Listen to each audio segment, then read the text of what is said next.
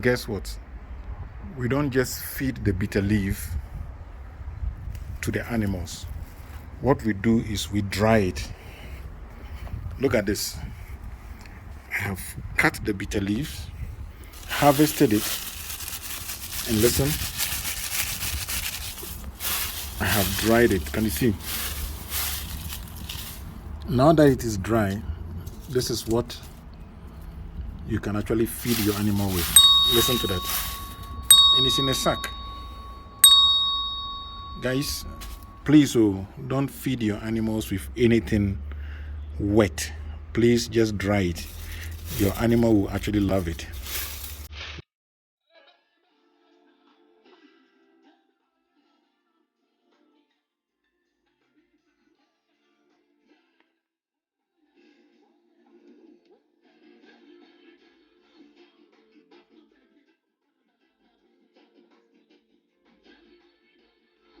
Okay, guys, before we jump into the examples of how we go about drying our leaves, spare me a moment. Remember the pomegranate tree that we discussed some time ago? There it is, guys. Fruit have set, big sizes, commercial sizes, and one of them is not looking that great. So I decided to, bring it onto the table and see how it looks like. So yeah, join the ride and let us see what our own farm grown, backyard grown pomegranate looks like.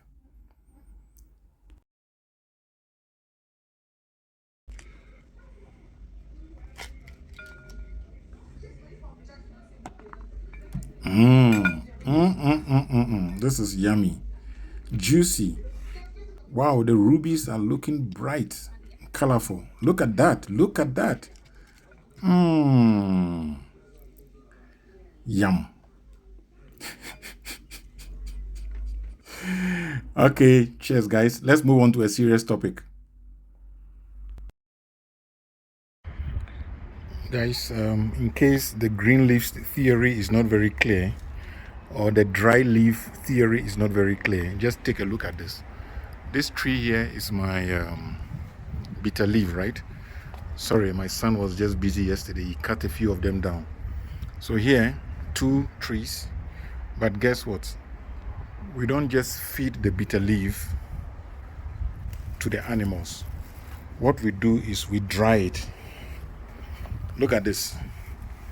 I have cut the bitter leaves, harvested it, and listen, I have dried it. Can you see? Now that it is dry, this is what you can actually feed your animal with. Listen to that. And it's in a sack. Guys, please don't feed your animals with anything wet. Please just dry it. Your animal will actually love it. Wash, dry. Okay. Now let's move on to the second example. Guys, this is alfalfa that has been harvested and dried. Can you see? It looks green, but it's actually this is the proper alfalfa. Okay, that is a plant about to make flowers in my backyard. This is Elliot's experiment, okay? But here is a harvested version. Okay, it is fully dried. Can you see it? Can you hear it? Awo. And this is how it will be fed. If you touch the leaves, it is actually totally dried. And this is what they're going to be feeding the animals, and the animals love it. I took this example from the farm that I visited just to show you, okay?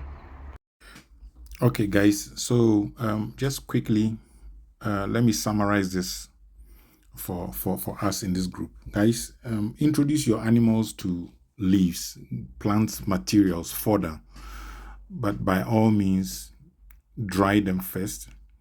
Experiment first. Don't just give them at a go. Also, it would be nice to have a mixture of different varieties of edible plants to your animals, okay? So by so doing, you are not exposing them to a particular plant for too long. So first and first, know where your plant's sources of fodder comes from.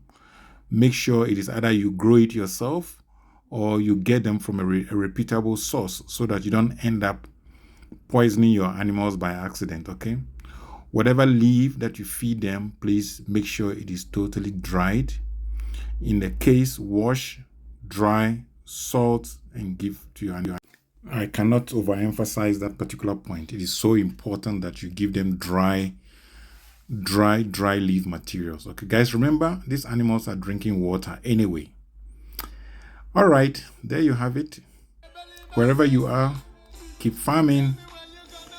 Keep farming.